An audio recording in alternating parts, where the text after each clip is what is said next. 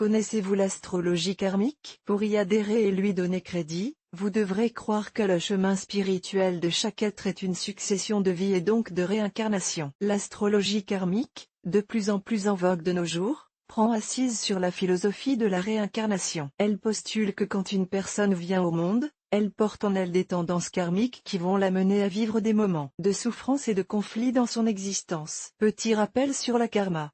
Pour rappel, le karma est un dogme hindouiste et bouddhiste prétendant que la destinée d'un être vivant, être humain comme animaux, est la résultante de ses vies antérieures. Dans ce dogme, on ne trouve aucun jugement moral mais tout simplement une approche de l'existence qui, pour être globale, doit passer par des erreurs, des échecs, des difficultés à travers nos différentes vies successives. On est donc très loin de l'approche chrétienne avec son lot de péchés et de culpabilisation. Qu'est-ce qu'une tendance karmique? Il faut entendre par tendance karmique, un processus de cause à effet provenant de nos vies et actes passés et ayant une incidence sur notre existence actuelle et donc notre avenir. Grâce à l'astrologie karmique et précisément à son thème karmique, le consultant va pouvoir prendre conscience de certains effets sur sa vie et entamer des actions pour échapper à des comportements problématiques sources de difficultés. Cette prise de conscience lui permettra alors d'atteindre un état de libération. Le thème karmique.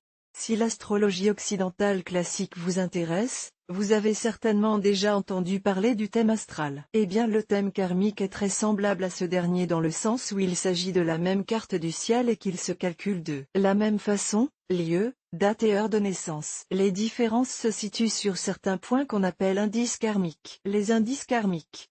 Ces indices sont au nombre de 4. On trouve les nœuds lunaires. On trouve 2 types de nœuds lunaires. Le nœud lunaire nord appelé tête de dragon ou Rahu et le nœud lunaire sud qu'on nomme queue de dragon ou Ketu. Ce sont les indices les plus importants car ils indiquent la trajectoire des vies successives de l'individu. La lune noire. Elle fait appel à des notions enfouies qui ont un rapport avec l'irrationnel et nos peurs intimes.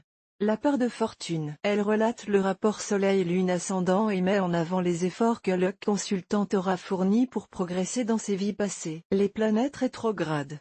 Elle représente le mouvement inverse du zodiaque et expose ce que le consultant va devoir accomplir pour progresser mais sans en être encore capable psychologiquement. Elle donne donc des informations sur ce qu'il faudra accomplir dans l'avenir pour accomplir son dharma, c'est-à-dire sa progression spirituelle. En effet, la dharma est la loi régissant l'ordre des choses. Tous ces indices vont permettre de lire autrement le thème natal en donnant des informations sur le but des incarnations successives d'un individu. Ces indices sont associés, comme dans l'astrologie occidentale, aux 12 signes du zodiaque et aux 12 maisons. Pour résumer, on dira que le thème karmique, c'est regarder le thème non plus par le prisme de la présente incarnation, c'est-à-dire la vie actuelle du consultant, mais dans une perspective plus globale qui inclut l'histoire de l'être spirituel ou de l'être essentiel, et donc de toutes les vies vécues par le consultant. Il s'agit, pour conclure, de comprendre d'où l'on vient, pour savoir où l'on va.